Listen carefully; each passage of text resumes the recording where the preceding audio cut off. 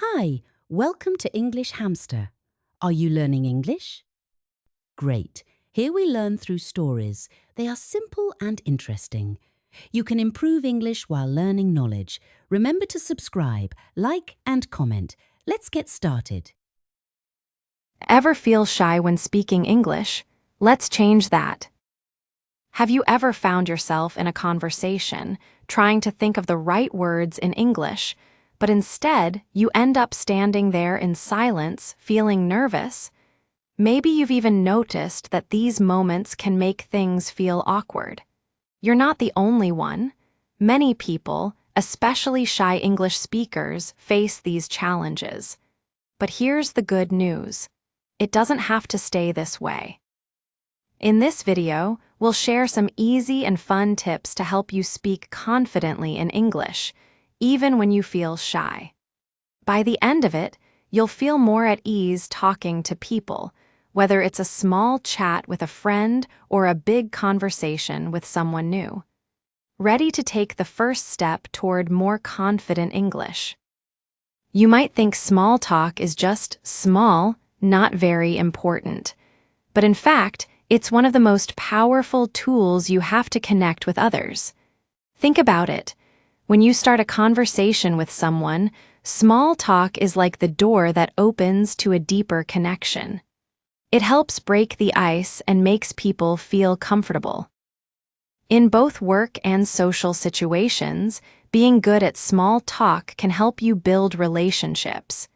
It can even lead to new opportunities, like making friends, getting a job, or learning new things.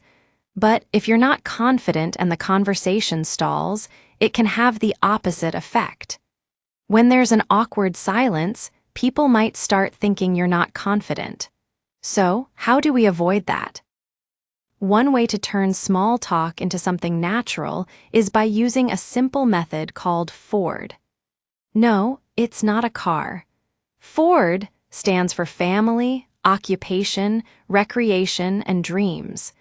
These are easy topics that you can ask about to get a conversation started.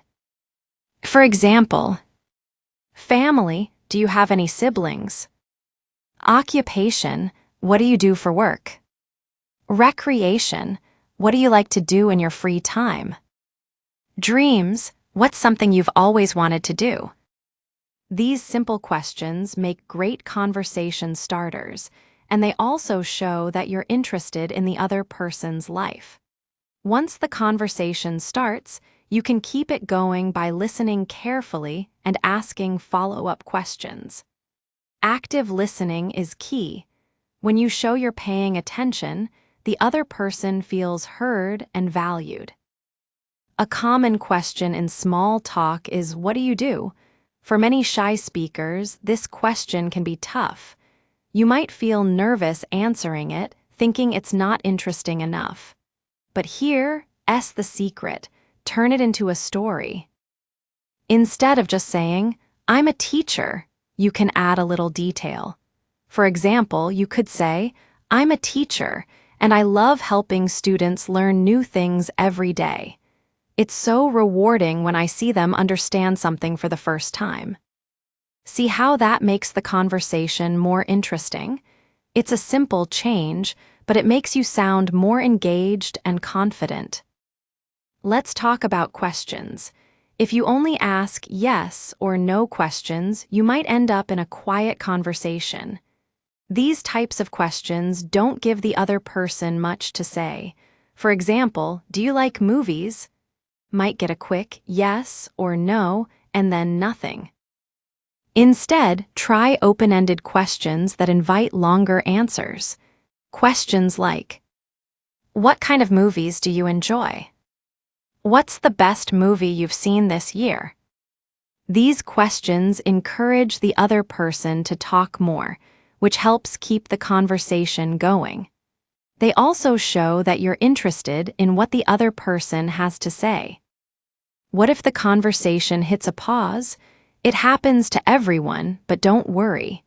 If you're feeling shy, it's easy to panic when there's a long silence. Instead of worrying, try handling the pause with humor or a simple comment like, I guess we're both thinking of what to say next. This makes the situation less awkward and can help you laugh it off. If you feel like the conversation is running out of steam, don't be afraid to change the topic. You could smoothly say, "Speaking of movies, have you traveled anywhere exciting recently?" This can help steer the conversation in a new direction without feeling awkward. And if you ever need to leave a conversation, do it politely. You can say something like, "It was really nice talking with you, but I need to get going. Let's catch up again soon." This way, you leave the conversation on a positive note without seeming rude. You might be wondering, this sounds good, but how do I actually practice? The good news is that you can start improving today. Building confidence in small talk takes time and practice. But don't worry, it doesn't have to be difficult. A simple way to practice is with the 5-minute challenge. Here's how it works. Every day, try to spend just 5 minutes practicing English conversations. You can do this with a friend, a language partner, or even by yourself. For example, you can use the Ford method to start conversations about family, work, or hobbies. You don't need to worry about making mistakes. The goal is to practice and build your confidence. You can also practice in front of a mirror. This might feel a little funny at first, but it's a great way to hear your own voice and work on your body language. Pretend you're talking to someone and practice saying a few questions or answers. It's like rehearsing for a real conversation. Another fun way to improve is by role-playing. This is a great way to practice situations you might find yourself in, like meeting someone new at a party or introducing yourself at a job interview. You can ask a friend to role-play with you or even practice by yourself. For example, you can pretend you're at a cafe and ask your friend, "What's your favorite drink?" Or you could practice saying, "I'm looking for a good restaurant in this area. Do you have any recommendations?" Role-playing helps you feel more comfortable when these situations happen for real. The most important thing is to use these techniques in your daily life. The more you practice, the easier it will become. Even if you just chat with a neighbor or ask a shop assistant a question, you're still practicing. Every little conversation is an opportunity to improve. Remember, confidence doesn't come overnight, and that's okay. Every time you speak, you're building your skills. Don't be afraid to make mistakes. Even native speakers make mistakes. What matters is that you're trying and improving. Let's look at a real-life example. Meet Anna, a shy English learner. She used to feel nervous talking to new people, especially at her job. Every time someone would ask her about her weekend, she would freeze. But Anna decided to try the techniques we've talked about. First, she started using the Ford method. When someone asked about her weekend, she would say, "I spent time with my family. We had a barbecue in the park. It was really fun." This simple answer turned into a nice conversation about her family and summer plans. As she practiced more, Anna became better at keeping the conversation going. One day, her colleague asked, "What do you like to do outside of work?" Anna smiled and answered, "I love painting. It helps me relax." To her surprise, this sparked a whole conversation about hobbies, and soon she was talking to her colleague like they were old friends. Anna's example shows that small changes in how you talk can make a big difference. By practicing simple techniques, she went from feeling shy and unsure to having easy, flowing conversations. While speaking is important, listening is just as powerful. When you listen well, people feel valued, and they are more likely to keep talking to you. Active listening means paying attention to what the other person is saying, without thinking about your next question or answer. For example, if someone tells you about their weekend, instead of just nodding, ask a follow-up question. What was the best part of your weekend? This shows you're genuinely interested. It keeps the conversation going and makes the other person feel good. The more you practice active listening, the more natural your conversations will feel. You won't have to worry about what to say next because the conversation will flow on its own. Every shy English speaker can become more confident with time and practice. The key is to start small and keep trying. As you practice, you'll notice that your confidence grows.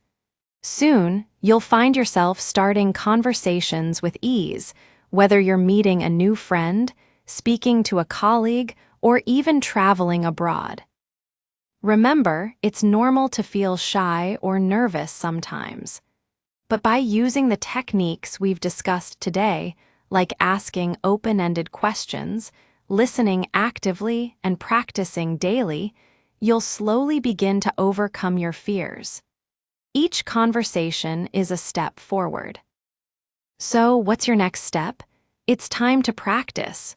Start small and set aside a few minutes every day to try out some of these techniques. You'll be amazed at how much you improve. And remember, every conversation is a chance to learn and grow. If you're ready to build your confidence in English, start practicing now.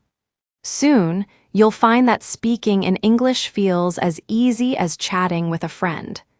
Let's get started today, and don't forget to have fun with it. As you work on improving your small talk skills, you might feel afraid of making mistakes. But guess what? Mistakes are actually a great thing. Every time you make a mistake, you learn something new. Think of them as stepping stones to better English.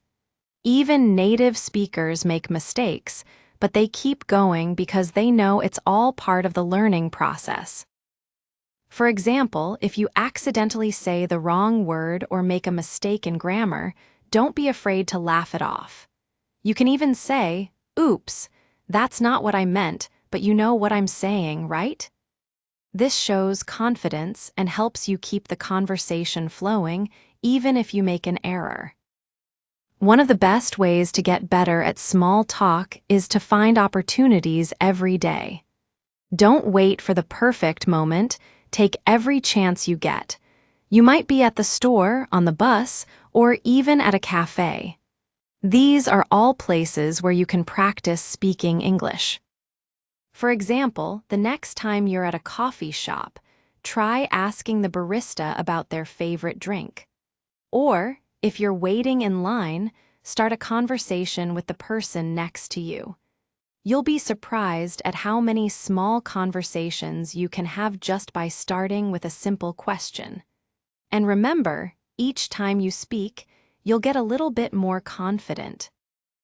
If you're feeling nervous about speaking to strangers, that's okay. You can practice speaking English with technology. There are many apps and websites where you can find language partners to practice with.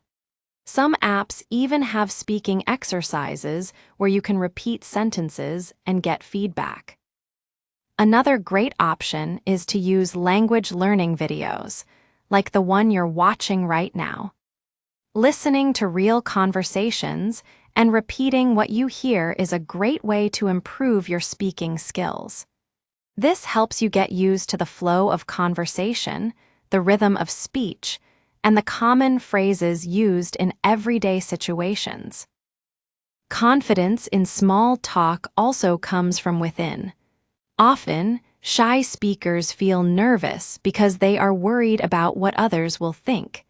But remember, most people are not focused on your mistakes, they're focused on the conversation itself.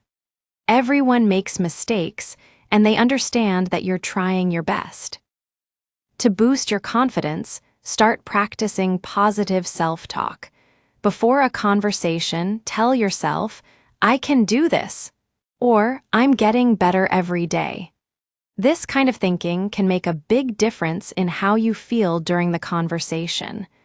The more you believe in yourself, the easier it will be to speak confidently. Let's take a look at Emma's journey. When Emma started learning English, she was very shy. She hated small talk and often avoided talking to strangers.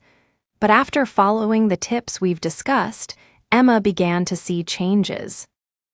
She started by practicing with a language partner every day. At first, she only practiced simple questions like, "How are you?" and "Where are you from?" But soon, she felt comfortable asking about hobbies and dreams, just like we talked about with the Ford method. After a few months, Emma felt more confident when meeting new people. She could join group conversations, and she even started making friends with people from different countries. The more she practiced, the less afraid she was of making mistakes. Emma's success story shows that with practice, patience, and confidence, anyone can become a better speaker.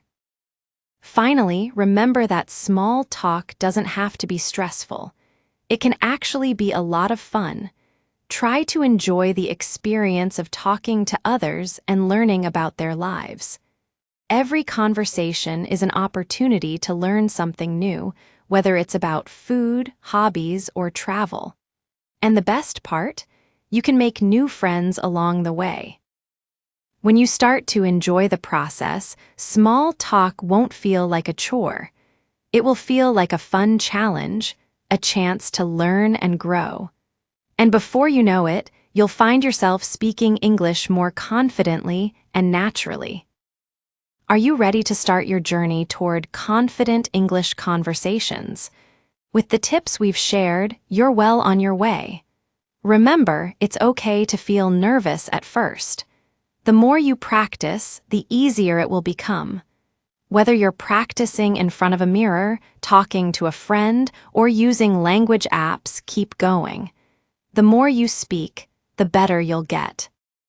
So take a deep breath, smile, and start practicing today. Your confidence is waiting for you. Hey, if you learned something new today, please give this video a like. Write your thoughts in the comments and subscribe to the channel.